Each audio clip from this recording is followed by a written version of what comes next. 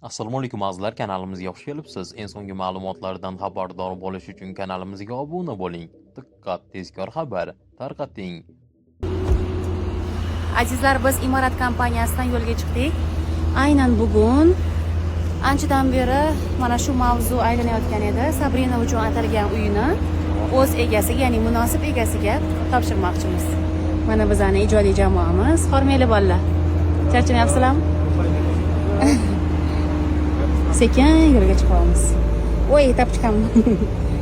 Ko'p kablokda yurganimga tapchikam olaman shuni. Charchamayapsanmi, birodar? Yo'q, charchashga vaqt yo'q. Pochchang sani baqirib, qiynab chiqmayaptilarmi? Yo. Sotuv Tarbiyalar. ofisida ish qanaqa ketyapti? Charchab qolmayapsanmi? Yo'q. Hammaning ishlariga yechim beraman deb. Xohlasa hammaga yechim beryapman maksimal. Soching ham to'kilib ketyapti borgan sari. Ha, mari deganni ektiramiz dedilar. Aha, katta uy bekasi. Assalomu alaykum. Rahmat. Nilufar Usmonova ham hovli supuradimi? Qo'lini yaraqlatib yuvadi. Butun o'zbegim shunday yashaydi. Hozir prosta hamma olibda hech kim ko'rsatmayapti.